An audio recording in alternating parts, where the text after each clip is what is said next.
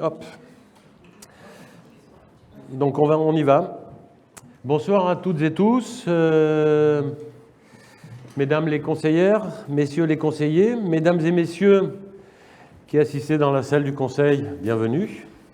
Mesdames et messieurs qui nous regardez sur Facebook, YouTube, merci à vous de nous suivre. J'en profite pour rappeler que ce conseil d'arrondissement est ouvert à tout le monde, au public, et que si vous voulez assister au prochain conseil d'arrondissement, vous êtes les bienvenus, il reste encore quelques places assises. Et nous allons commencer par l'appel nominal qui va être réalisé par le Benjamin de notre Assemblée. J'ai cité Alexandre Rupnik et je... Ah bon, alors ce ne sera pas le Benjamin, ce sera Monsieur Pernet qui va procéder à l'appel nominal. Monsieur Pernet, c'est à vous. Merci, Monsieur le maire. Abours Micheline, Berland Yvon, Canicave Joël, Collard Frédéric, Fortin Olivia, Jouve Cédric, Lemery Pierre, Masson Juliette, Méry Éric, Moren Yves, Pernet Ludovic, Richard Donna, Simonetti Christelle, Vanton Elisabeth, Casanova Gavino Daniel, D'Agostino Alexandra, Juste Christine, Luçon Baptiste, Meillac Anne, Méry Xavier, Mounienne Lourdes, Pila Catherine, Vincent Cyprien, Benaroche Pierre, présent. Brambilla Véronique, Secaldi Pierre, Delage Pauline, Inchiapea Lucas, Locine Isabelle, Maranda Bernard, Michaud Marie, Perenchio Elliott, Rupnik Alexandre, Zouagui Serena, et sont excusés Madame Denia Salon, Madame Amsalem, Monsieur Bonafou, Monsieur El Rarbaï, Monsieur Hugon, Madame Roch, Madame Tessier, Monsieur Ly Ferrero, Monsieur Ménetrier Olivier, Madame Preciosi et Madame Vassal. Merci Monsieur Pernet. Et donc, comment ? Madame Vassal est représentée. D'accord. Et donc, le quorum étant atteint, la séance peut valablement démarrer. Et j'en profite pour excuser l'absence d'un certain nombre de conseillers d'arrondissement de la majorité ou conseillers municipaux, pour deux raisons. C'est qu'il y avait quelques conseils d'école qui ont réclamé la présence de ces conseillers d'arrondissement, et il y avait également une manifestation qui était organisée par le maire de Marseille sur l'esplanade de la mairie pour le déplacement de l'ancre qui était précédemment dans le parc balnéaire et qui a été déplacée compte tenu des circonstances devant la mairie et qui restera jusqu'à la fin du conflit. Ce qui me permet de faire la transition et de vous indiquer que je vais lire un texte concernant l'Ukraine, évidemment.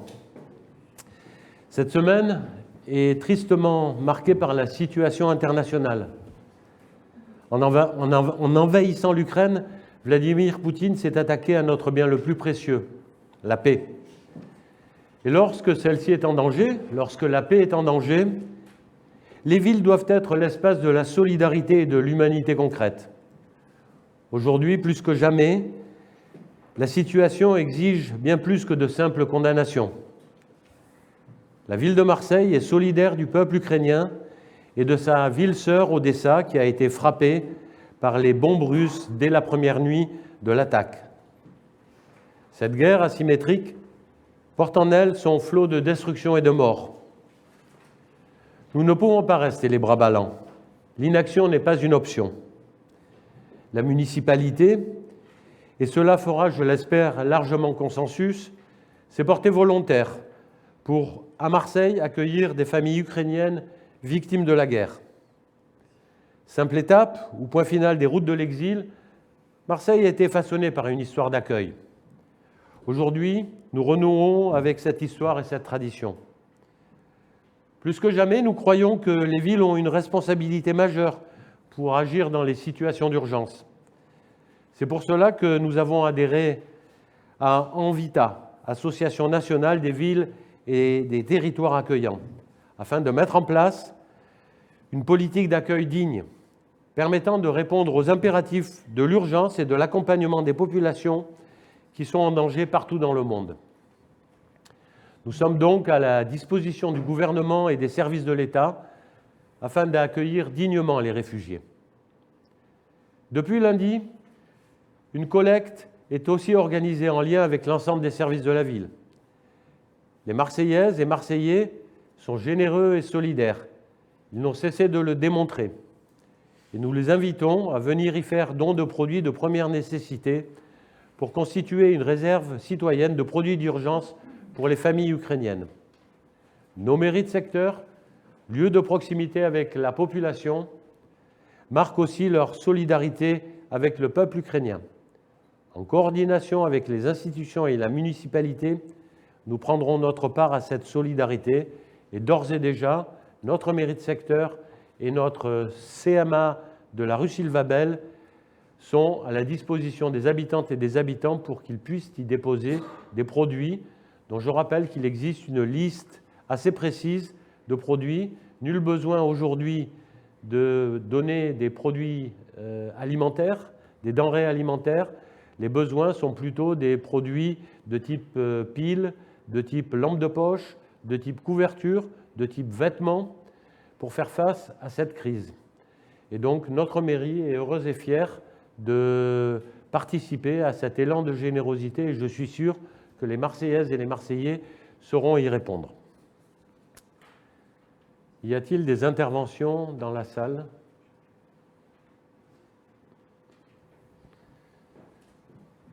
Monsieur Morane.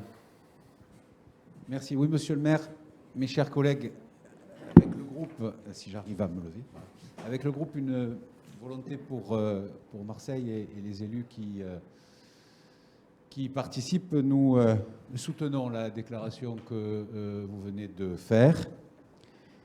Plus largement d'ailleurs, nous soutenons les positions qui ont été exprimées par monsieur le maire de Marseille depuis le début de la crise en Ukraine, que ce soit dans la partie relative à la condamnation de l'agression russe et de la violation de l'ensemble des règles de la Charte des Nations Unies par Vladimir Poutine, ou que ce soit sur les mesures qui ont d'ores et déjà été actées par la mairie de Marseille relativement à l'aide à l'accueil aux réfugiés venus d'Ukraine.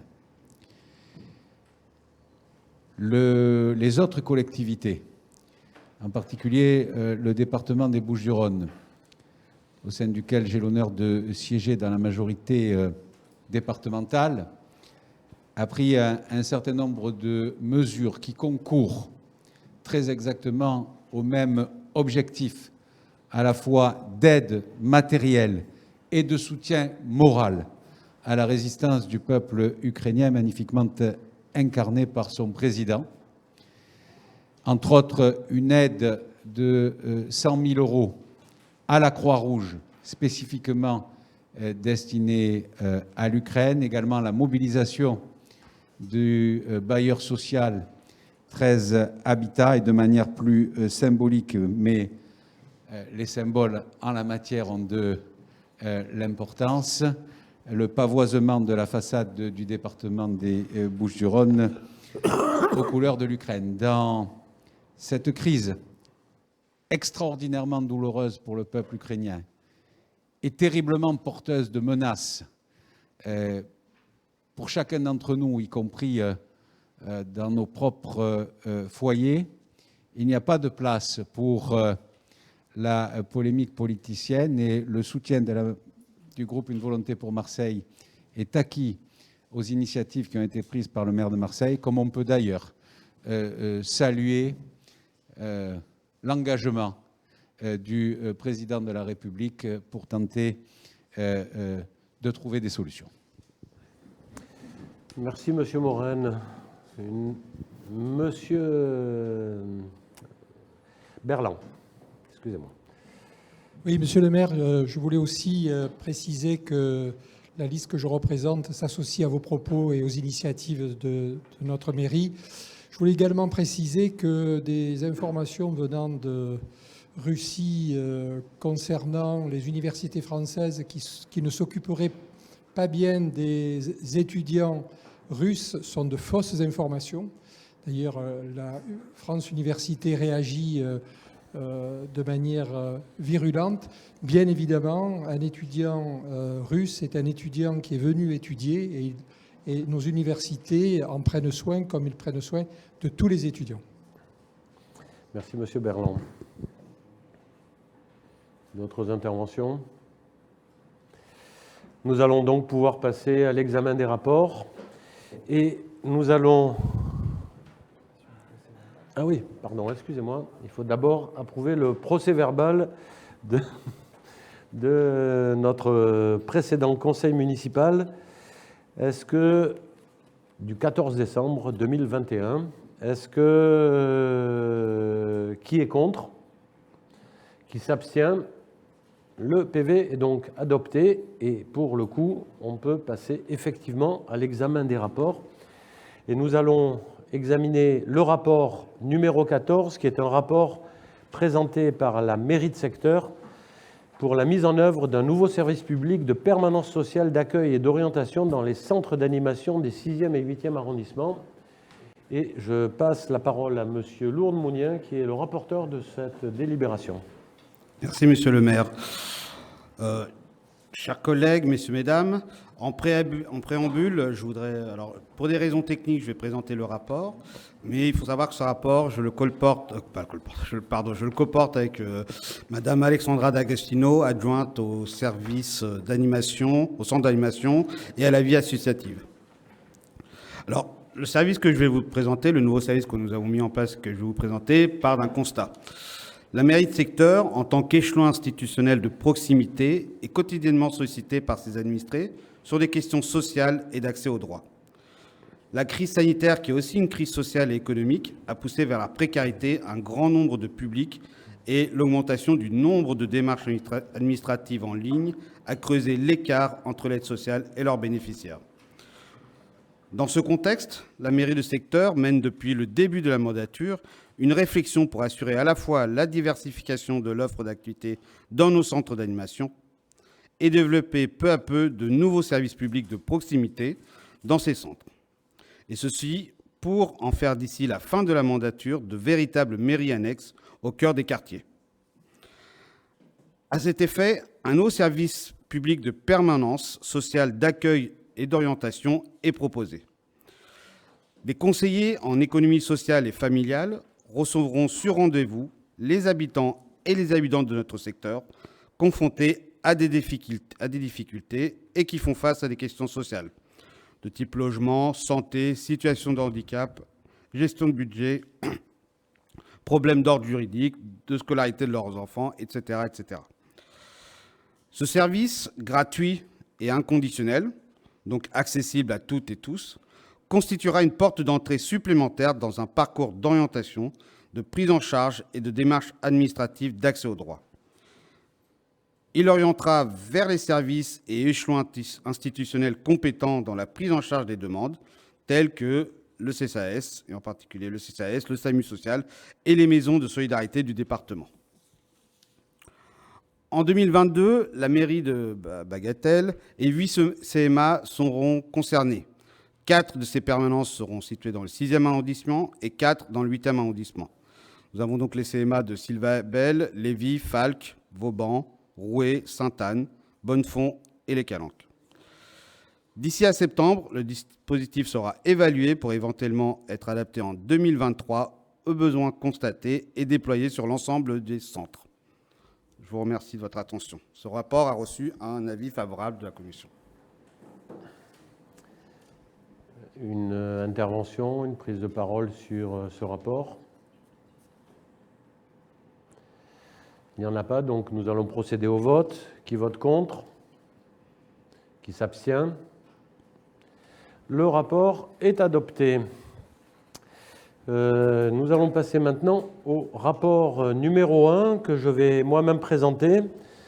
Il s'agit d'une délibération présentée conjointement par M. Hervé Manchon, adjoint délégué à la biodiversité marine, à la gestion de la préservation et l'aménagement des espaces marins, aux plages et équipements balnéaires, au nautisme, voile et plongée, et au développement de la tradition de la mer et du large, et de Madame Samia Ghali, maire adjointe en charge de la stratégie municipale, de l'égalité et l'équité des territoires, de la relation avec l'ANRU, des grands équipements, de la stratégie événementielle et des grands événements.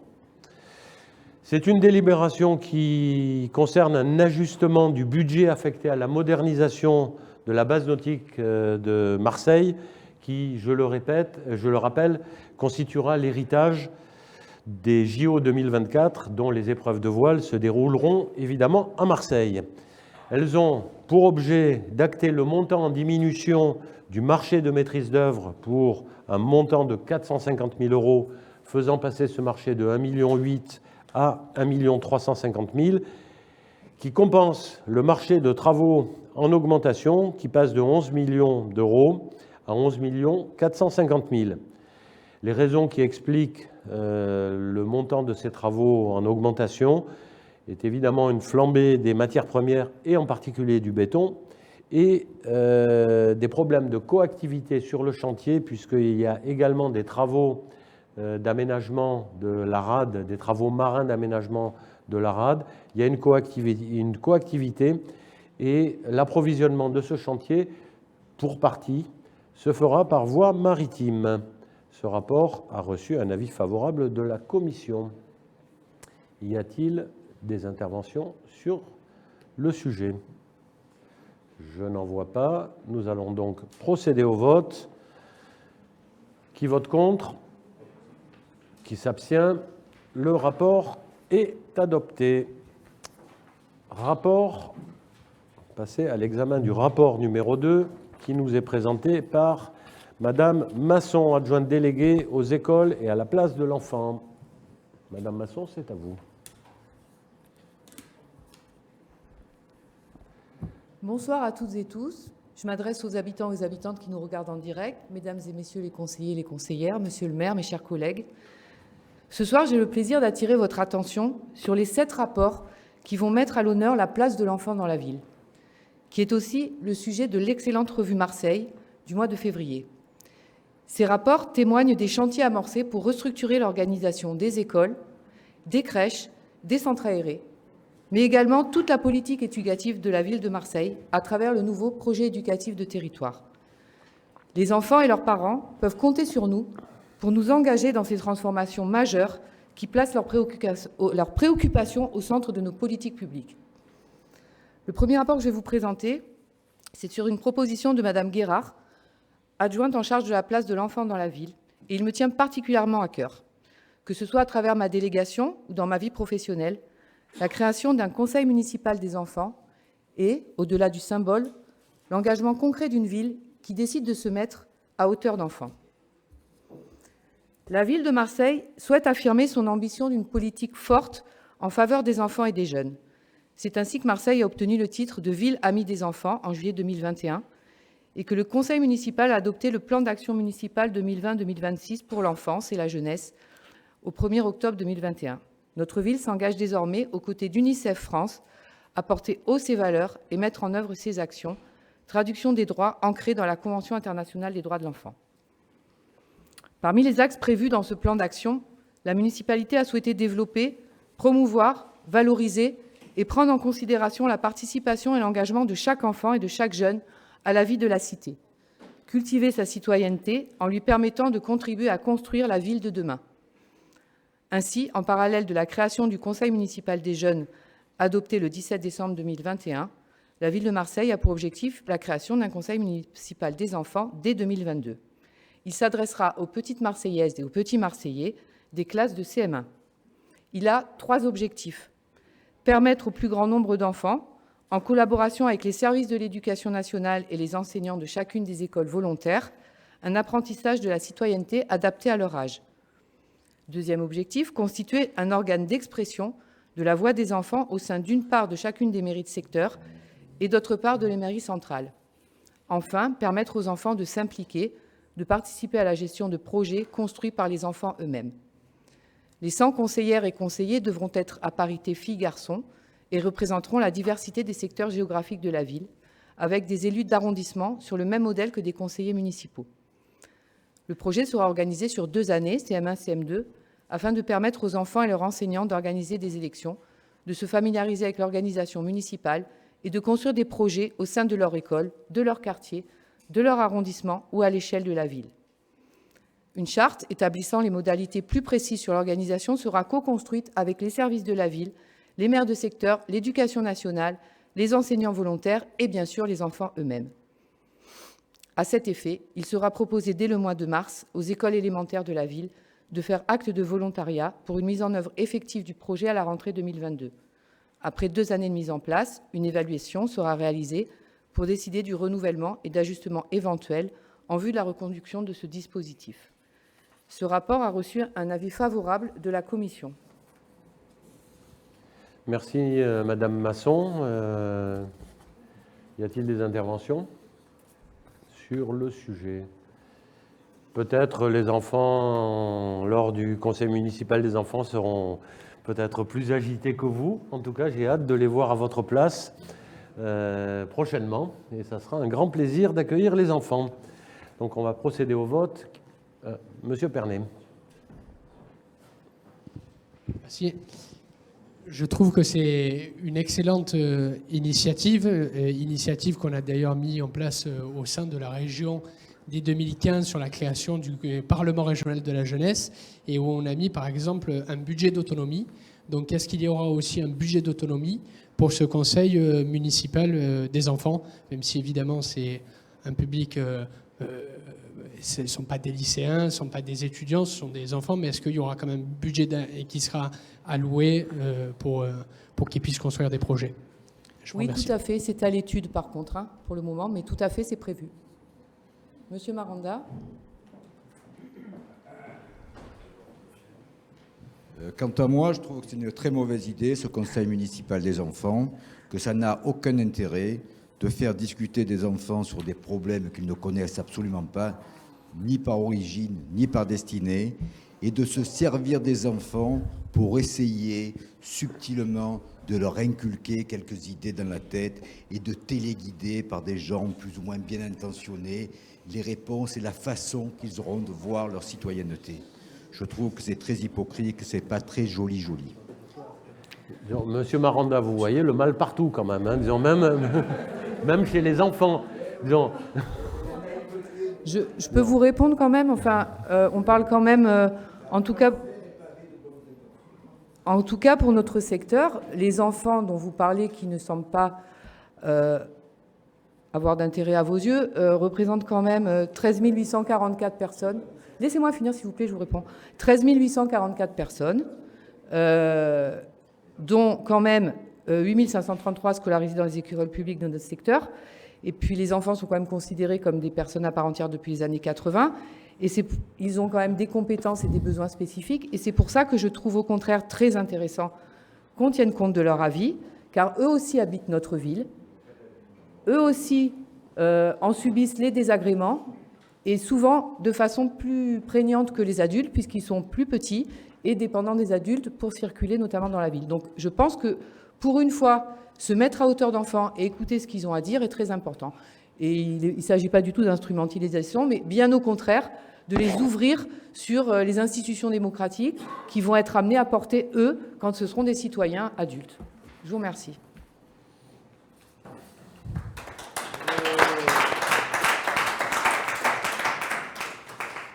Bon. Merci, Madame Masson. Est-ce que nous pouvons procéder au vote? Nous procédons au vote. Qui vote contre? Qui s'abstient? Le rapport numéro 2 est adopté. Madame Masson, c'est toujours à vous pour le rapport numéro 3. Alors, sur une proposition de M. Huguet, adjoint en charge de l'éducation, des cantines scolaires, du soutien scolaire et des cités éducatives, il s'agit d'approuver le règlement afférent au recensement des élèves à inscrire dans les écoles publiques de Marseille et au traitement des demandes de dérogation au périmètre scolaire. Dans le cadre de la modernisation des services rendus aux familles, les démarches d'inscription scolaire ont été facilitées. Les familles ont la possibilité de procéder à ces formalités en ligne dans l'objectif de simplifier et de gagner du temps. Le présent rapport a pour objet de proposer un nouveau règlement des inscriptions scolaires dans l'intérêt des familles, eu égard à l'évolution de ces modalités.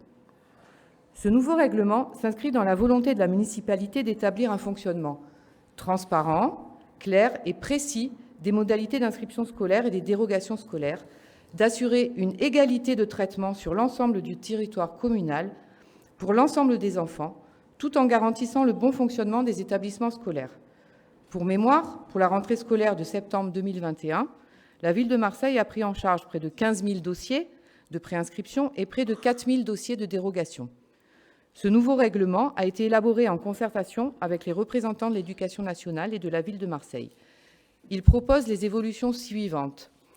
Possibilité pour les familles de procéder aux formalités de préinscription scolaire, de changement d'adresse et de demande de dérogation en ligne via le portail Supermino marseille.fr. Modification de la procédure et de la composition de la commission de dérogation, avec la volonté d'impliquer davantage les directions des écoles dans l'ensemble de la procédure. Prise en compte de la garde alternée comme nouveau motif de dérogation, les parents ont la possibilité de demander une école à mi-chemin des domiciles des parents, et bien sûr une hiérarchisation des motifs de dérogation qui seront tous soumis à présentation de justificatifs. Premier motif, prise en charge médicale de l'enfant ou de l'un de ses responsables légaux. Deuxièmement, rapprochement de fratrie. Troisièmement, enfant du personnel municipal ou de l'éducation nationale travaillant dans l'école demandée. Quatrièmement, continuité du cursus scolaire de l'enfant. Cinquièmement, garde alternée, avec choix de l'école à mi-chemin, comme je vous l'ai déjà dit. Sixièmement, proximité du lieu de travail d'un des responsables légaux. Et septièmement, mode de garde. Ce rapport a reçu un avis favorable de la Commission. Merci Madame Masson. Y a-t-il une intervention? Je n'en vois pas. Nous allons donc procéder au vote. Qui vote contre? Qui s'abstient? Le rapport numéro 3 est adopté et nous passons maintenant au rapport numéro 4 qui va nous être présenté par Madame Meillac, adjointe déléguée aux mobilités, à la voirie, aux espaces verts, aux emplacements et à la transformation de l'espace public.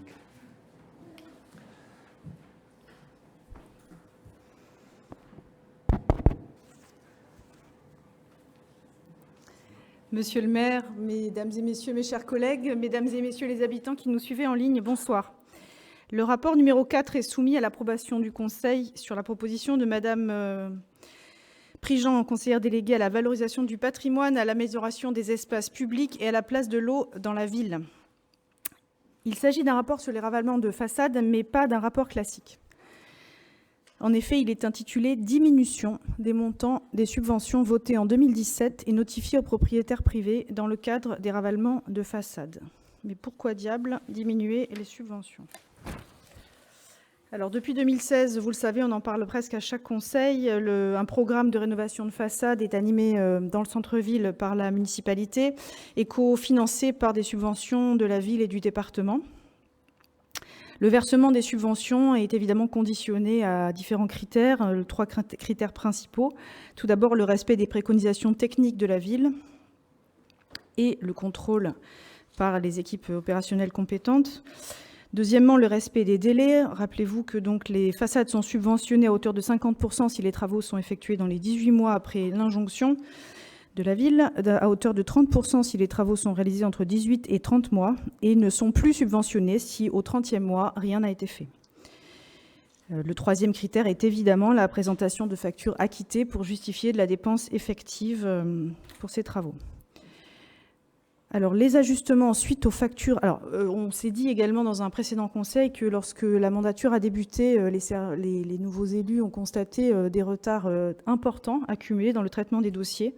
Donc, après une réorganisation des services nécessaires, on est en train de purger ces retards. Donc, suite à Tous ces travaux, les ajustements sur facture acquittée et après contrôle de non-réalisation ou de non-conformité diverses, ont entraîné la baisse des montants subventionnables. Il apparaît aujourd'hui nécessaire de réduire de 166 764,34 € le montant des aides financières votées en 2017 et notifiées aux propriétaires privés dans le cadre de ces ravalements de façade. Et je précise que les rapports 2018 seront traités dans un prochain conseil. Pour notre secteur, c'est environ 50 000 € qui sont concernés et ce rapport a reçu un avis favorable de la Commission. Merci Madame Meillac. Quelqu'un souhaite-t-il intervenir? Eh bien, nous allons donc procéder au vote. Qui vote contre? Qui s'abstient? Le rapport numéro 4 est adopté. Nous allons maintenant passer au rapport numéro 16, qui est un rapport qui nous est arrivé très récemment et qui est toujours présenté par Madame Meillac. Alors, ce rapport est intitulé « Observation du Conseil municipal sur le projet de création d'une zone à faible émission mobilité, encore appelée ZFEM, sur le centre-ville élargi de la commune de Marseille ». Il est présenté sur proposition de Mme Gassian, adjointe en charge de la politique de la ville et des mobilités. Alors vous êtes probablement au courant que se termine aujourd'hui une consultation du public animée par la métropole Aix-Marseille-Provence sur ce projet de création d'une zone à faible émission mobilité dans le centre-ville élargi de Marseille. Je précise pour les habitants qui nous regardent qu'ils ont encore jusqu'à ce soir minuit pour déposer leurs remarques, leurs avis et leurs suggestions sur le registre qui est sur le site de la métropole. Les observations que nous vous présentons ce soir visent à faire que cette zone à faible émission mobilité soit une réussite parce qu'elle sera réellement écologique et solidaire. Écologique et solidaire. Alors, je vais aller assez vite sur les raisons qui nous amènent aujourd'hui, métropole, ville, à nous préparer à rentrer dans une ZFE. Sachez qu'en France, il y a déjà une dizaine de ZFE qui existent, certaines depuis assez longtemps, notamment à Paris, à Lyon. Et puis en Europe, c'est 230 zones à faible émission qui existent. Donc, nous ne faisons que suivre le mouvement avec un certain retard. Pourquoi sommes-nous aujourd'hui contraints, puisque c'est bien une obligation légale de développer de mettre en place cette ZFE? Eh bien parce que notre ville subit des retards majeurs en matière de développement durable dans la mise en œuvre des politiques publiques et parce qu'elle est tout simplement soumise à un dépassement chronique des seuils de pollution qui dégradent la qualité de l'air respiré par les Marseillaises et les Marseillais. Alors, oxyde d'azote, particules fines 2,5, particules fines 10. Marseille fait carton plein. Les causes de cette pollution atmosphérique sont nombreuses. Nous avons eu l'occasion, à l'occasion d'autres rapports, d'en parler, mais elles sont si prégnantes que nous pensons qu'il est nécessaire de les regarder en face une nouvelle fois ce soir. Absence de solution en matière de mobilité durable, offrant une alternative à la voiture individuelle, absence de réflexion sur le développement des espaces verts aussi à Marseille, pollution liée aux activités du grand port maritime de Marseille, pollution liée aux navires et aux croisiéristes. Cette pollution de l'air, c'est un véritable enjeu de santé publique qui affecte toutes les Marseillaises et tous les Marseillais, et plus encore les enfants. Elle entraîne des décès prématurés, à hauteur de 40 000 par an en France. Elle augmente les risques de développer des pathologies respiratoires, des allergies, de l'asthme, dont on sait, dans le contexte pandémique que nous connaissons, qu'il peut être mortel, et de l'eczéma. Il y a également un manque à développer, une perte de développement économique imputable à cet air pollué, puisque le cadre de vie dégradé entraîne parfois certaines entreprises ou certains particuliers à aller s'installer ailleurs pour ne plus subir cet air si pollué. Tous ces impacts sanitaires et économiques de la pollution de l'air, mais aussi la mise à jour récente des seuils recommandés par l'OMS suite à de nouvelles découvertes scientifiques en 2021, tout cela impose la mise en place d'une politique publique bien plus ambitieuse. Dans ce contexte, l'État a durci sa législation, conformément aux dispositions européennes, et enjoint les territoires soumis à une pollution automobile chronique à mettre en place des ZFE. Concernant Marseille, la compétence de la ZFEM a été donnée à la métropole en 2021. Quelques mots maintenant sur le périmètre. Tel que proposé par la métropole, le périmètre de la ZFE s'étend aux zones du centre-ville et concernera 314 000 habitants. Il est délimité par l'intérieur des boulevards suivants: avenue du Cap Pinède, boulevard Capitaine Gèze et de Plombières, avenue Fleming, boulevard Françoise Duparc, Sakakini, Jean Moulin et Rabateau. Et pour finir, l'avenue du Prado 2. Concernant notre secteur, c'est donc l'intégralité du 6e arrondissement et une bonne partie du 8e arrondissement qui sont inclus dans le périmètre. Ce périmètre, bien évidemment, il est nécessaire et il est obligatoire. Et cependant, il n'est pas sans poser des problèmes puisqu'il va impacter de nombreux habitants pour qui la voiture individuelle est l'unique mode de déplacement du fait de l'insuffisance des transports en commun. Il est estimé par exemple que dans le 3e arrondissement de Marseille, la moitié du parc automobile sera impacté dès septembre 2024. Et 2024, c'est demain. Alors, nous allons maintenant en venir à aux recommandations, aux observations détaillées de la ville de Marseille.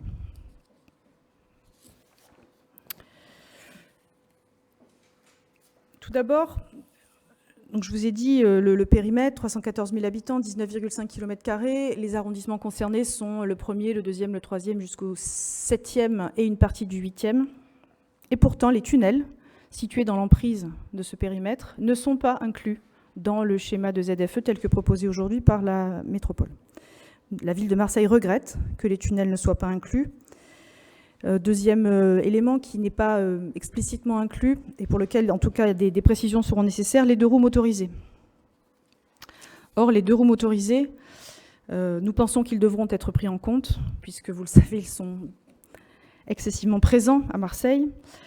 Et ils devront être pris en compte parce qu'ils sont souvent bruyants. Et nous rappelons que leur carburation est sous-optimale, qu'ils dégagent des odeurs et des composés organiques volatiles, ainsi que des gaz imbrûlés particulièrement polluants. Deuxième point, le Conseil municipal de Marseille insiste fortement sur l'importance de concilier le calendrier et le périmètre dans la mise en place de cette ZFE, de les concilier avec le renforcement de l'offre de transport en commun. La ville de Marseille a eu l'occasion de s'exprimer à de très nombreuses reprises sur ce point, mais nous le redisons parce qu'aujourd'hui, le calendrier n'est pas à la hauteur des enjeux de la ZFE en ce qui concerne le développement du tramway, notamment dans le 3e arrondissement de la ville. Il faut accélérer la programmation du tramway Belle de Mai-Merlan et adapter dans le reste de la zone ZFE les capacités, les fréquences et les plages horaires d'exercice des bus et des tramways ainsi que le métro pour permettre aux Marseillais impactés par la ZFE de se déplacer autrement.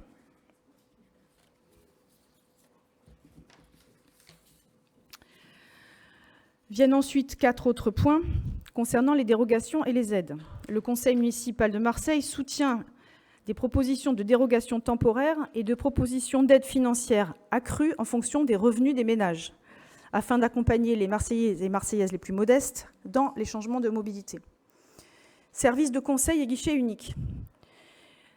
Nous soutenons en particulier la création d'un service de conseil aux mobilités pour accompagner les particuliers dans leur démarche en faveur de la transition des mobilités, le report modal, mais aussi le changement de véhicule, partout où il n'y a ni infrastructure de transport en commun satisfaisante, ni itinéraire cyclable. Communication. La ville de Marseille demande à ce que le projet intègre un dispositif de communication très important et diversifié, multicanal, pour que dès que les périmètres et les échéanciers seront votés par le Conseil métropolitain, la métropole donne la meilleure visibilité possible au plus grand nombre, particuliers et professionnels, afin que ceux-ci puissent s'adapter le plus rapidement possible, et ceci avant d'être frappés par les interdictions. Contrôle. Aujourd'hui, c'est très flou. Le projet doit intégrer des contrôles et cela implique notamment une action rapide de l'État pour mettre à disposition des équipements homologués. Ce rapport a reçu un avis favorable de la Commission. Merci Madame Meillac. Des interventions? Je n'en vois pas. Non. Nous allons donc procéder au vote. Ah, Monsieur Maranda, pardon, excusez-moi, je ne vous avais pas vu, vous étiez caché. Oui, bonjour. Rapidement, oui, pour vous dire que je suis à peu près pour tout ce que vous dites et votre diagnostic, en particulier les résolutions que vous prenez pour accompagner, les mesures d'accompagnement, je trouve que c'est en effet très bien.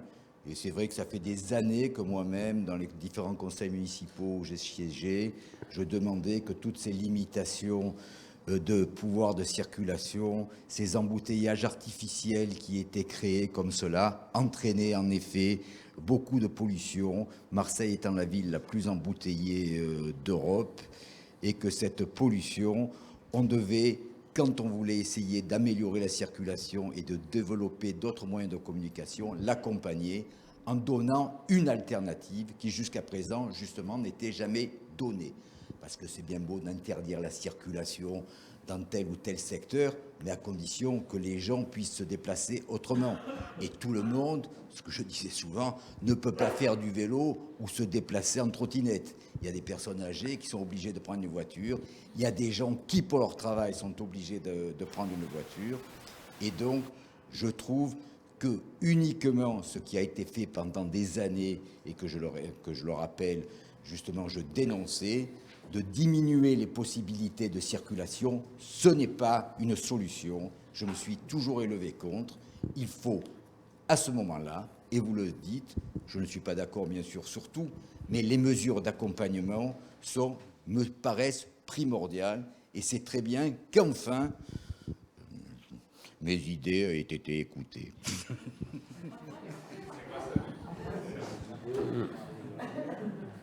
Merci, Monsieur Maranda. Une autre intervention? Donc nous allons pouvoir voter. Qui vote contre? Qui s'abstient? Je ne sais pas si ça peut être noté dans le PV sur le fond. Bon. Le distinguo est subtil, mais bon. Donc le rapport est adopté et nous avons un petit point d'information, c'est ça? Oui. Alors, dans l'ensemble des collectivités qui ont des responsabilités diverses et variées sur le sujet des mobilités, eh bien, il y a l'autorité organisatrice des mobilités, la métropole, qui a l'essentiel des compétences, mais il y a également la ville qui a la compétence de la circulation. Il y a les mairies de secteur qui ont la compétence de l'animation des secteurs et de la mobilisation citoyenne, ainsi que du relais des doléances des différents acteurs locaux vers la métropole. Et donc, nous pensons que chacun doit faire sa part. Donc, la mairie de secteur a été assaillie de tant de demandes concernant sa voirie, ses espaces publics, depuis 1 an et demi, que nous nous sommes dit qu'il n'était pas possible de continuer à les gérer comme elles étaient gérées jusqu'à présent, c'est-à-dire essentiellement sous l'ancienne mandature, au coup par coup, et aujourd'hui encore, parce qu'il est assez difficile de faire changer de direction un navire qui est sur sa lancée depuis de nombreuses années. Donc nous avons commencé à structurer toutes les demandes qui nous arrivaient, tous les besoins criants que nous voyions pour notre voirie et nos espaces publics en projets que nous avons transmis pour les premiers à la métropole il y a de ça un peu plus d'1 an, et qui pour l'instant n'ont pas reçu de réponse, même si nous avons espoir que les choses changent prochainement. Et donc, fort de ces constats, nous nous sommes dit, OK, d'abord, on va continuer à porter ces mêmes projets, et j'aurais pu vous en parler dans le rapport précédent. Ce qui n'a pas été fait pour l'instant aujourd'hui, par exemple, pour faire baisser la pollution dans la rue de Breteuil, qui concerne notre secteur, c'est réguler la vitesse dans la rue de Breteuil, sécuriser les accès à l'école, faire en sorte que l'on n'ait plus un espèce de fracas automobile chaque matin devant les écoles parce qu'on a aménagé les façons d'aller à l'école, à pied, à vélo, en bus, etc. Bref, tous ces points-là, on va continuer à les porter et ils sont pour certains enfin dans la programmation de voirie 2022, mais que nous allons, figurez-vous, valider le 22 mars 2022, donc ça fait un peu tard quand même pour l'année 2022, bref.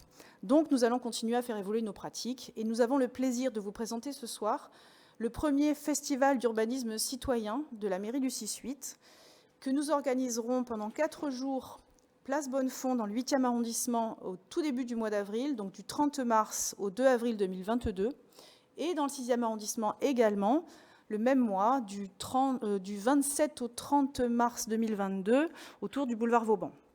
Alors, festival d'urbanisme citoyen Quesaco.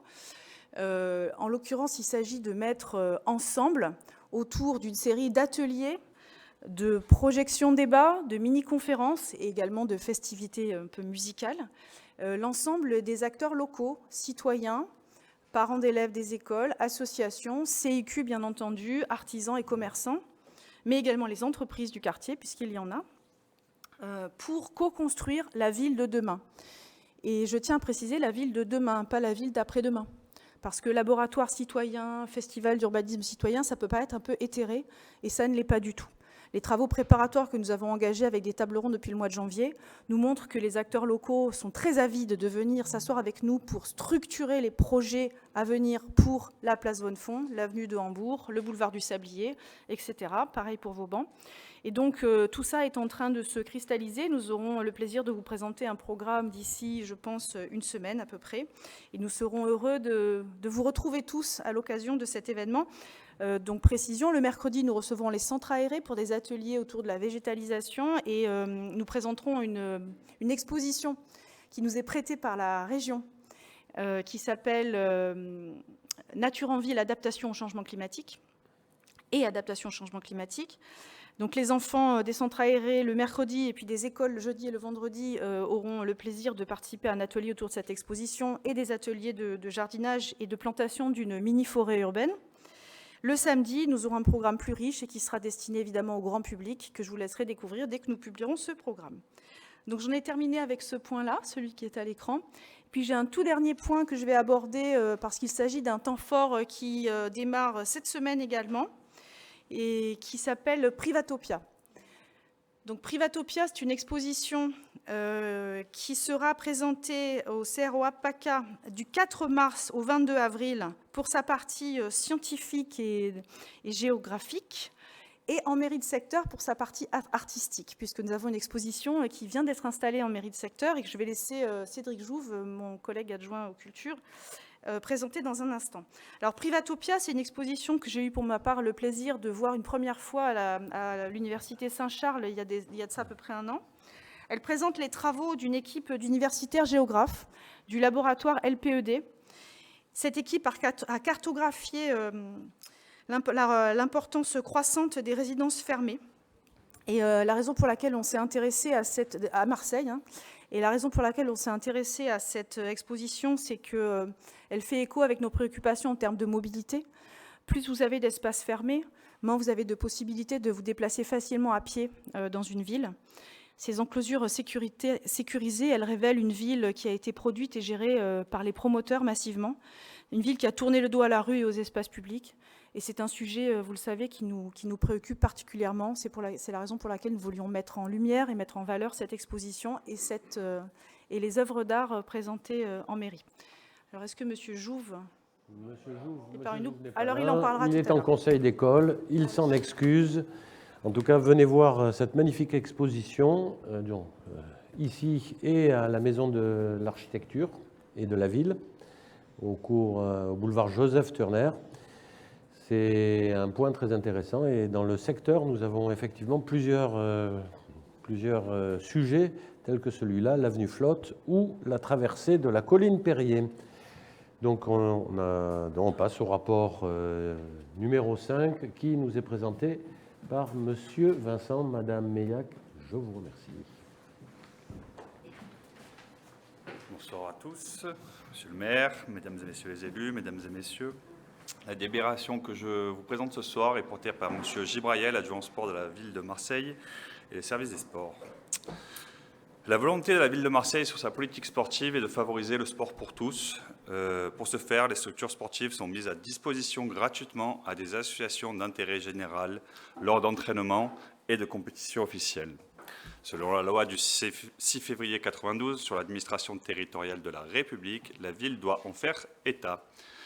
C'est pour ça que la mairie du 6-8 est à hauteur de 369 115 € d'avantages en nature pour 15 associations que vous pouvez voir ici. Et sur le total de la ville est à 1 417 783 €. Ce rapport a eu un avis favorable de la commission. Merci, monsieur. Beaucoup plus court. J'espère qu'on va pouvoir faire beaucoup de sport en Marseille désormais. Y a-t-il une intervention sur le sujet? Je n'en vois pas. Nous allons passer au vote. Qui vote contre? Qui s'abstient? Le rapport numéro 5 est adopté. Pardon, excusez-moi. Donc, nous allons passer maintenant au rapport numéro 6 qui nous est présenté par Danielle Casanova-Gavino. Madame Casanova-Gavino, c'est à vous. Bonjour messieurs, dames. Donc le rapport que je vais vous présenter, là il est sur proposition de Madame Sophie Guérat. Pardon, excusez-moi avec le masque. Voilà. Il concerne l'attribution des subventions à des associations qui conduisent donc des projets dans un dispositif nouveau qui s'appelle Convention territoriale globale. L'attribution des subventions est la suivante. Pour les établissements d'accueil du jeune enfant, il est accordé 95 centimes par heure d'accueil sur les 3 premiers trimestres. Pour le relais petite enfance, il est accordé donc 11 000 € pour chaque établissement. Pour les lieux d'accueil enfants-parents, il est accordé, suivant donc l'agrément, par demi-journée, 4 500 €.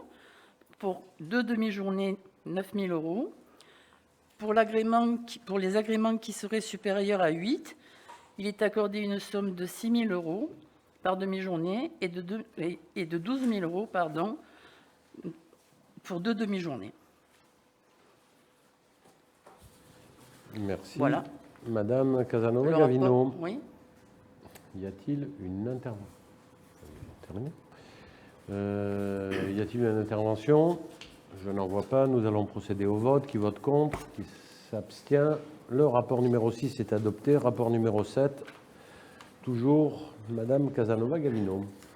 Donc, ce rapport concerne la mise en place des nouveaux critères d'attribution de places en crèche à partir d'une cotation allant de 1 à 10. La première, qui est très cotée, c'est le lieu d'habitation des familles. La deuxième, c'est la situation sociale et professionnelle. La troisième, c'est le nombre de jours requis. La quatrième, c'est la présence de handicap pour l'enfant ou pour les parents. La cinquième, ce sont les situations particulières qui seraient signalées et qui seraient vérifiées. Et la cinquième sera basée sur donc, le quotient familial. À cotation égale, c'est le plus petit quotient familial qui va donc départager. Ce rapport a donc été adopté. Un avis favorable de la commission. Pardon, excusez-moi. Vous allez un peu vite en besogne. Je vais un peu vite, excusez-moi. Y a-t-il une intervention sur le sujet? Je n'en vois pas. Qui vote contre? Qui s'abstient? Le rapport est adopté. Pardon. Madame Casanova-Gavino, je vous remercie. Et nous passons maintenant à un gros morceau, puisqu'il y a plusieurs rapports qui vont nous être présentés par Madame Abours, Micheline Abours. Et le premier de ces rapports, c'est le rapport numéro 15, qui est un rapport présenté par la mairie de secteur. Oui, bonsoir Monsieur le maire, bonsoir mes chers collègues, bonsoir aux habitants et habitantes du secteur. Oui, pour moi, ça va être un petit peu plus long que précédemment. Alors, nous commençons par le rapport numéro 15, donc, qui concerne l'approbation de la nouvelle procédure d'inscription dans les centres aérés municipaux des 6e et 8e arrondissements, après une phase d'expérimentation de 9 mois. Monsieur le maire des 6e et 8e arrondissements de Marseille soumet au conseil d'arrondissement le rapport suivant. La mairie des 6e et 8e arrondissements assure directement la gestion de 5 structures d'accueil collectif de mineurs qui peuvent accueillir tout au long de l'année jusqu'à 400 enfants, ainsi que 3 équipements qui fonctionnent uniquement pendant les vacances scolaires et qui, eux, peuvent rassembler jusqu'à 100 enfants. Et en complément, afin de renforcer l'offre d'accueil et de répondre à la demande des familles, un nouveau centre aéré municipal concernant les 3-6 ans a ouvert dans l'école maternelle de Vauban en septembre 2021 et pourra accueillir à terme jusqu'à 50 enfants. L'accueil et l'accompagnement de l'enfant revêtent des enjeux fondamentaux auxquels la mairie des 6 et 8e arrondissements a l'ambition de répondre par une approche tout à la fois sociale, environnementale et démocratique. Chaque année, des familles marseillaises n'obtiennent pas de place dans les centres aérés municipaux et ne comprennent pas pourquoi. Aussi, afin de rendre plus équitable et plus transparent le processus d'attribution de places en centres aérés, un dispositif de priorité et de critères d'analyse des demandes d'inscription a été mis en place à titre expérimental en juin 2021. Le processus d'attribution des places a ainsi évolué à plusieurs niveaux. Tout d'abord, en plus des critères de domiciliation, d'activité des parents et de situation familiale, introduction de critères sociaux pour aider les familles les plus en difficulté qui n'ont pas les moyens de financer d'autres modes de garde plus coûteux, ainsi que celles confrontées à une situation de handicap ou de vulnérabilité.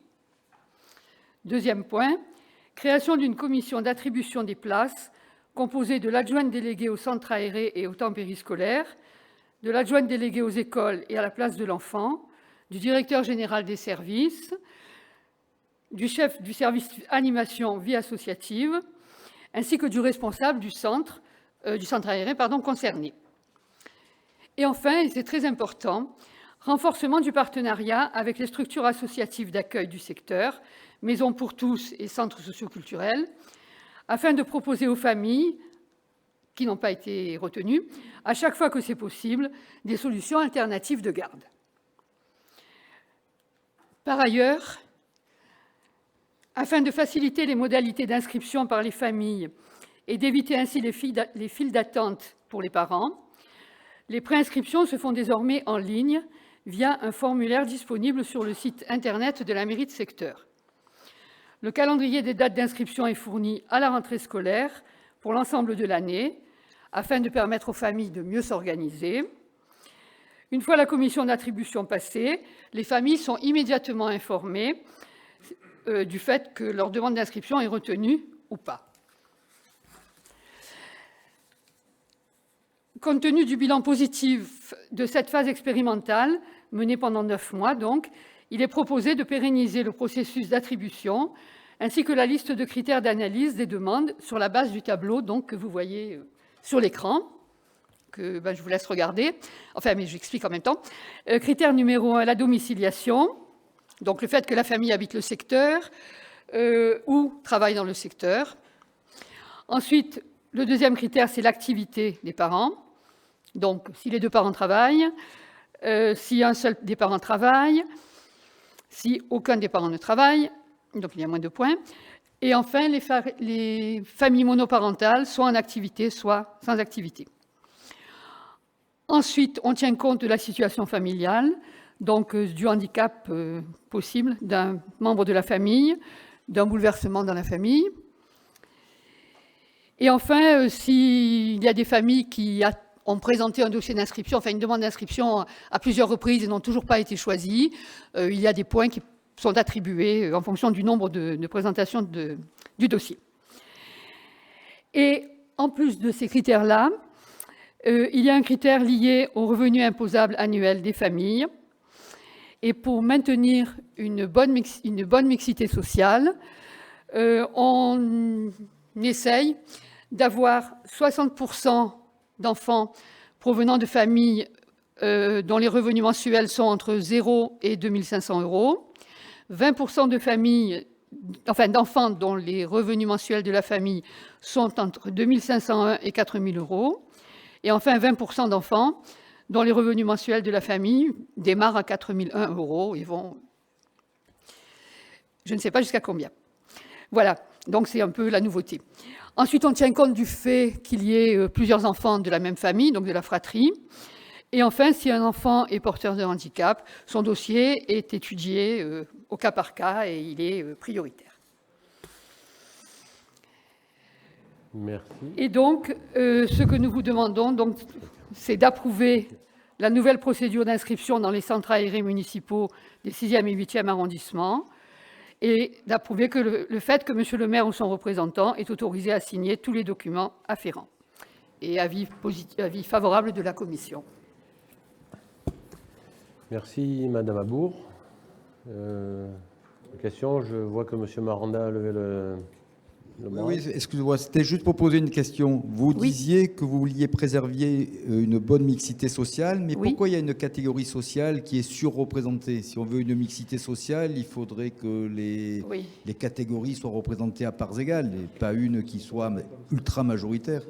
Oui, le problème, c'est que les centres aérés non municipaux, donc ceux qui sont gérés par des associations, sont beaucoup plus chers que les centres municipaux. Et donc, il est difficile à pas mal de familles d'inscrire leurs enfants dans ces centres-là. Donc, c'est pour ça qu'on a quand même une plus forte proportion d'enfants de familles moins favorisées que de familles un peu plus riches, on va dire, et en plus de moyens. Voilà. C'est sûr que ce n'est pas du 33%, 33 et 33, mais c'est aussi parce que sinon ces enfants n'iraient pas en centre aéré. On peut aussi ajouter que la photographie de la société française fait apparaître qu'il doit y avoir 1% de personnes, ou allez, on va dire 10% de personnes qui ont entre 4 000 et plus de 4 000 euros de revenus par mois. Donc, quelque part, c'est une photographie. On ne va pas rentrer dans tous les déciles des revenus. Et donc, il est tout à fait normal que les personnes qui sont avec des revenus faibles, qui représentent la majorité des habitants et des citoyens, soient surreprésentées dans cette proportion. Je ne sais pas s'il y a d'autres interventions. Pas d'autres interventions. Nous allons donc procéder au vote. Qui vote contre? Qui s'abstient? Le rapport numéro 15 est adopté.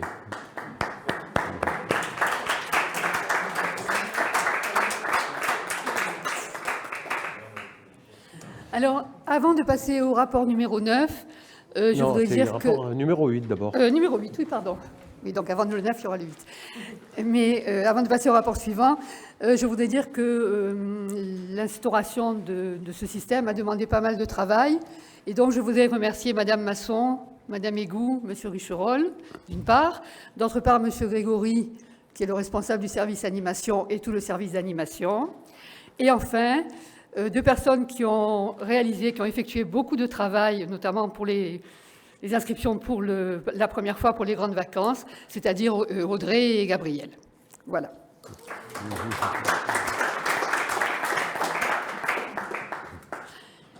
Donc, rapport numéro 8. Rapport numéro 8.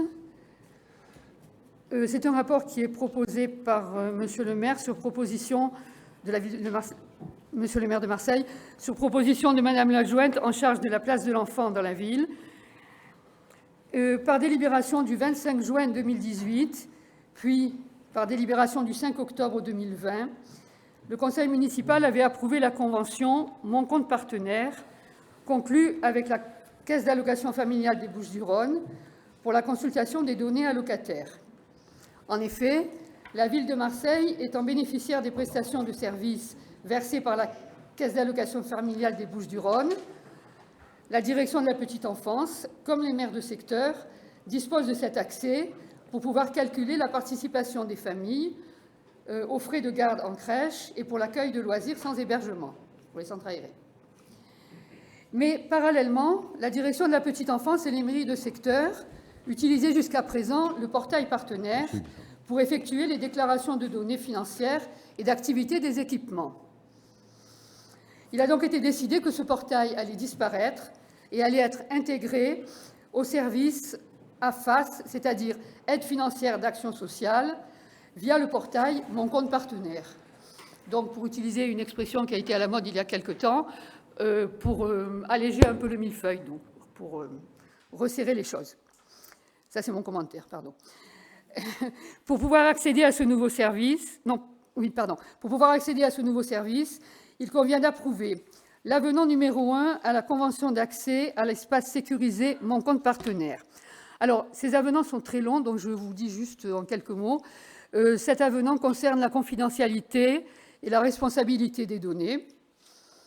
Donc, il convient d'approuver aussi l'avenant numéro 1 au bulletin d'adhésion au service de consultation, qui concerne la liste des utilisateurs, les pièces justificatrices, les moyens d'accès.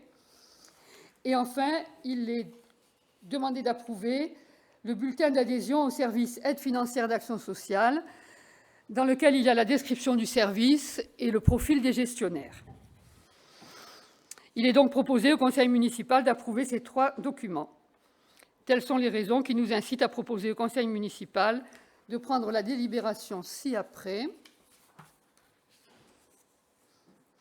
Article numéro 1. Sont approuvés l'avenant numéro 1 à la convention d'accès à l'espace sécurisé Mon compte partenaire, mis en œuvre par la Caisse d'allocation familiale des Bouches-du-Rhône, l'avenant numéro 1 au bulletin d'adhésion au service de consultation, et du bulletin d'adhésion au service aide financière d'action sociale. Monsieur le maire ou son représentant est habilité à signer ces 2 avenants et le bulletin d'adhésion. L'approbation de ces documents n'a aucune incidence financière. Voilà. Il y a eu un avis favorable de la commission. Ah oui, pardon, excusez-moi. Bon, ben donc, y a-t-il une intervention sur ce dossier très technique? Donc, qui vote contre? Qui s'abstient? Le rapport numéro 8 est adopté. Rapport numéro 9. Madame Abour. 2 secondes.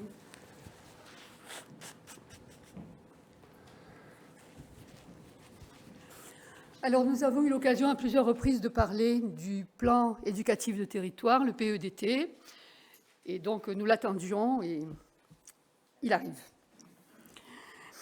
Donc, Monsieur le maire de Marseille, sur proposition de Madame l'adjointe en charge de l'éducation populaire, soumet au conseil municipal le rapport suivant. Par délibération du 1er octobre 2021, le conseil municipal a approuvé les objectifs stratégiques et les axes thématiques proposés pour le nouveau projet éducatif de territoire, PEDT, ainsi que la démarche de concertation mise en place d'ici l'approbation prévue pour la fin de l'année. Donc là, vous visualisez l'ensemble des interlocuteurs qui ont participé à la démarche de concertation de ce PEDT.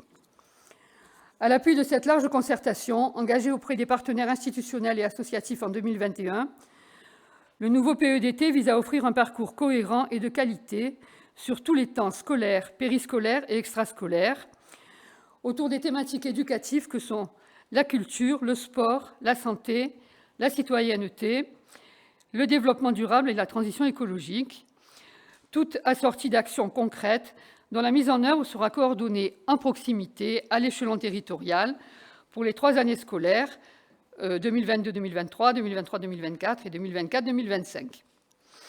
Ce document s'adresse à l'ensemble des services municipaux et des acteurs soutenus par la ville de Marseille, acteurs institutionnels et acteurs associatifs, qui ont des actions en faveur de l'enfant. Il doit être une feuille de route adaptable en fonction des enjeux de quartier et des événements concernant l'ensemble de la ville, par exemple la Coupe du monde de rugby en 2023, les Jeux olympiques en 2024, etc. Ce travail mené par la ville, en partenariat avec l'ensemble des collectivités et des acteurs concernés, doit s'appuyer sur des ambitions territoriales plus rapprochées, encourageant les acteurs structurants, Éducation nationale, CAF, Union des centres sociaux, associations de parents d'élèves, syndicats d'enseignants, mairies de secteur, associations d'éducation populaire, centres sociaux, etc., à développer une dynamique territoriale. Donc, les attributions et les axes stratégiques du nouveau PEDT, donc vous avez les axes stratégiques sur l'écran. Je vous laisse regarder.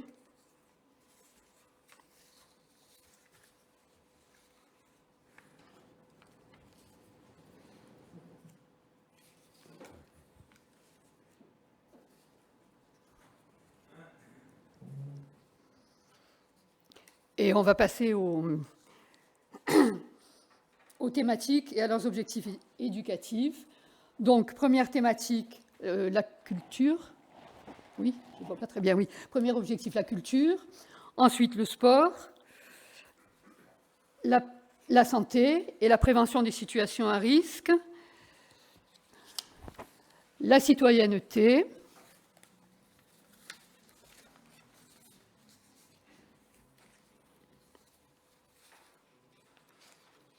Et enfin, le développement durable, la transition écologique et la qualité de vie.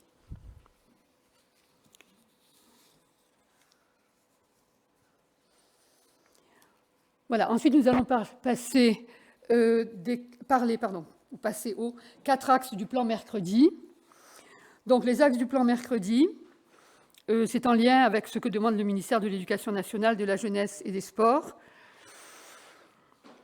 et le ministère de la Culture, associé à la Caisse nationale d'allocation familiale. Donc, les 2 ministères et la Caisse nationale d'allocation familiale se mobilisent pour accompagner les collectivités dans la mise en place d'une offre périscolaire de qualité le mercredi.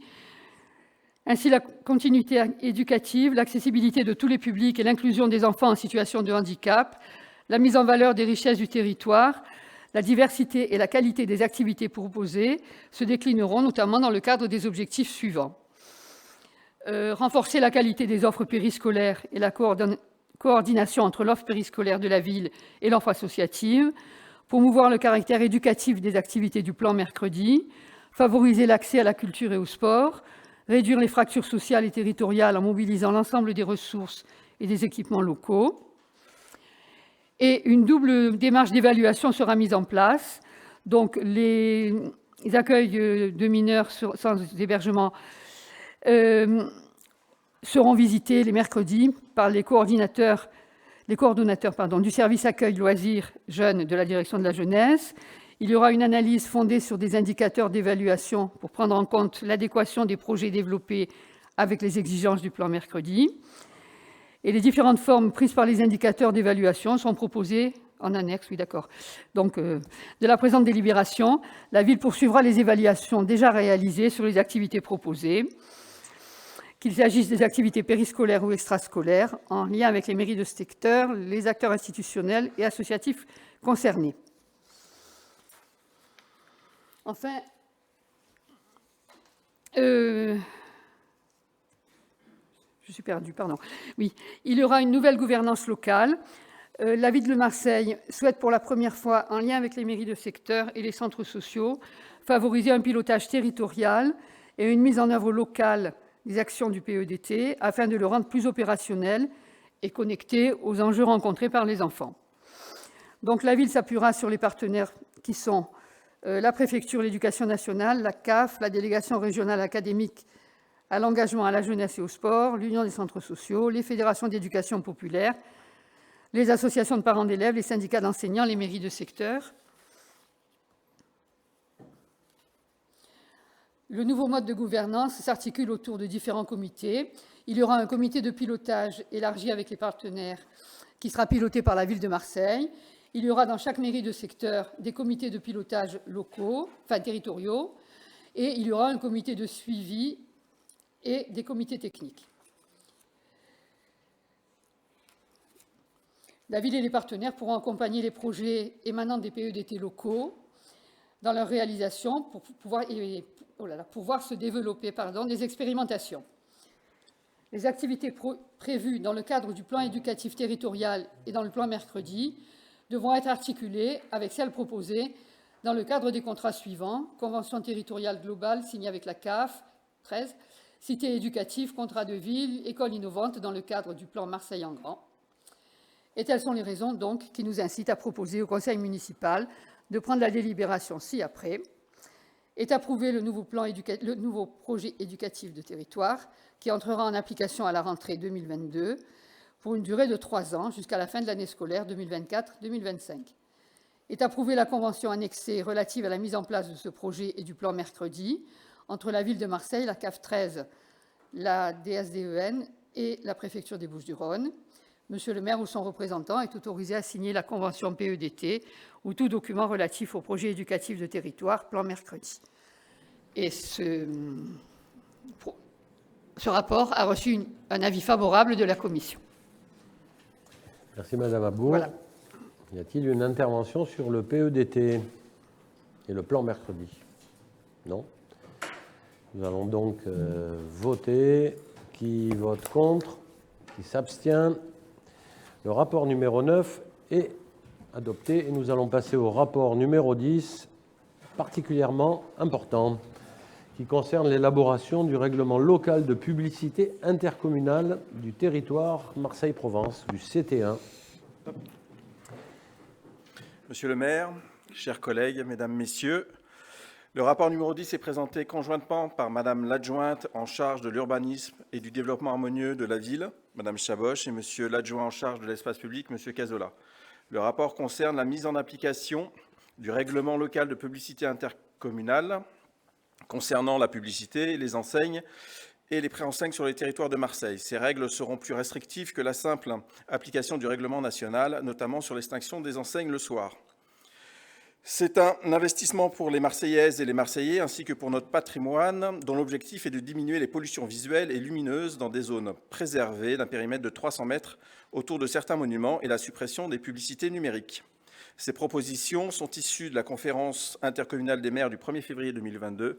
Il faut remercier l'ensemble des élus métropolitains qui ont permis cette avancée pour valoriser nos territoires. Ce rapport a reçu un avis favorable de la Commission. Merci, Monsieur Luçon. Y a-t-il une intervention? Je n'en vois pas. Qui vote contre? Qui s'abstient? Vous abstenez? Qui s'abstient? Et c'est un rapport qui est métropolitain. Bon. Donc le rapport est malgré tout adopté. Merci Monsieur Luçon. Rapport numéro 11, Monsieur Perenchio. Monsieur Perenchio.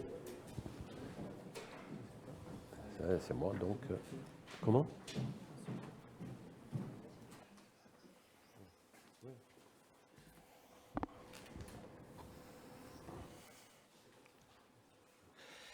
Mesdames, Messieurs, ce rapport émane de la Direction générale adjointe, la ville plus verte et plus durable, sur la proposition de Madame Juste, adjointe en charge de l'environnement, ici présente. En effet, dans le cadre du Congrès mondial pour la conservation de la nature, Monsieur Benoît Payan, le maire de Marseille, y avait annoncé la mise en place du tri sélectif dans tous les parcs et jardins à partir de 2022. Cette étape s'inscrit dans une volonté politique de tendre vers une ville zéro déchet et plastique d'ici 2030. Afin d'être exemplaire sur la gestion de ces déchets et dans la continuité du dispositif existant sur 8 plages marseillaises, la ville de Marseille a répondu à un appel à manifestation d'intérêt auprès de la société Citeo et de l'ADEME pour équiper 6 parcs municipaux, plus une nouvelle plage. Dans notre secteur, ce sont les parcs Borilly et le parc Pastré qui ont été sélectionnés. Cette expérimentation a pour vocation, par le tri, à diminuer de 50% le volume des ordures ménagères dans les lieux définis, à améliorer leur propreté, à prévenir la dispersion des déchets. Et ce dispositif comprend le financement de la municipalité à hauteur de 60% des équipements nécessaires, le pilotage du projet et le plan de communication pour la sensibilisation des Marseillaises et des Marseillais sur les bons gestes. Ce rapport a eu un avis favorable de la Commission. Et pour faire écho à cette initiative municipale de réduction des déchets, je vous rappelle que nous avons accueilli 2 bacs à composteurs dans nos parcs et jardins d'arrondissement, au square Jean Giono et au parc des Sœurs franciscaines. Les suivants sont à venir. Je vous remercie pour votre attention. Merci, monsieur. Des applaudissements? Non, pas d'applaudissements.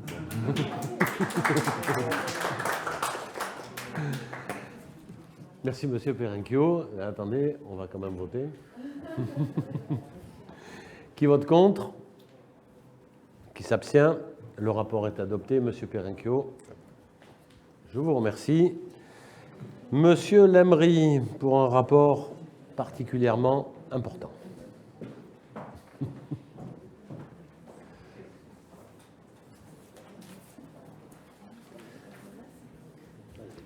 Bonsoir, monsieur le maire.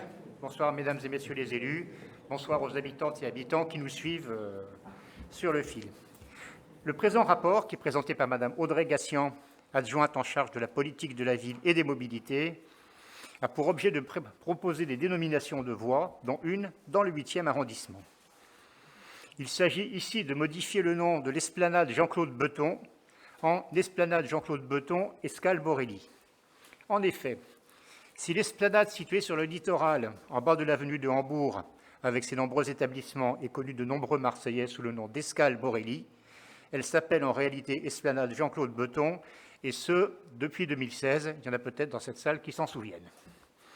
Jean-Claude Beton est né le 14 janvier 1925 à Bouffarique, petite bourgade près d'Alger, et est mort le 2 décembre 2013 à Marseille. Il est connu pour être le fondateur de la marque Orangina, pour la diffusion de laquelle il a fait preuve d'un grand sens du marketing, notamment avec sa célèbre bouteille. C'est l'État qui a demandé ce changement de nom. En effet, les conditions de mise à disposition des terrains, d'assiettes, notamment des commerces, faisant l'objet de différents accords entre l'État, la ville, etc., l'État a souhaité que, par souci de cohérence, la dénomination de l'esplanade fasse apparaître le nom d'Escale Borelli. Ce rapport a reçu un avis favorable de la Commission. Merci, Monsieur Lemry. Une intervention particulière sur les bouteilles d'Orangina? Non. Donc nous allons procéder au vote. Qui vote contre? Vous voulez intervenir? Vous votez contre? Bon. Donc qui s'abstient? Le rapport est adopté. Je vous remercie. Merci, Monsieur Lemry. C'était magnifique. Je tiens à signaler que le rapport numéro 13 a été retiré et n'ayant plus de points et de délibération à examiner, Madame Juste souhaitait dire un mot. Oui, Monsieur le maire, si vous me permettez, nous avons reçu à l'instant un mail de Monsieur le maire de Marseille, nous invitant à nous rassembler tous et toutes, puisque dans ces moments-là, il y a une union sacrée, jeudi 18h30 devant la mairie du Vieux-Port. Donc je voulais simplement faire passer l'information plus largement à nos concitoyens qui nous écoutent. Faisons passer l'information et donnons-nous rendez-vous jeudi à 18h30 sur le parvis de la mairie, c'est ça? Devant la mairie, sur le Vieux-Port, devant l'hôtel de ville. Un grand rassemblement en faveur de la paix. Voilà, et on espère, les Allemands ont réussi à mettre 100 000, 200 000, 300 000 personnes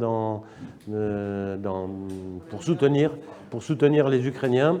Et on espère que les Marseillais ne feront peut-être pas aussi bien, parce que sinon on mettrait la moitié de la ville devant la mairie, ça ferait désordre, mais que les Marseillais répondront présents à cet appel à soutenir le peuple ukrainien qui en a bien besoin. Et c'est une question qui nous intéresse tous et qui nous interpelle tous dans nos vies, parce que c'est de l'Europe qu'il s'agit. Et c'est particulièrement important que nous soyons le plus nombreux possible. Ce conseil d'arrondissement est désormais terminé et je vous remercie.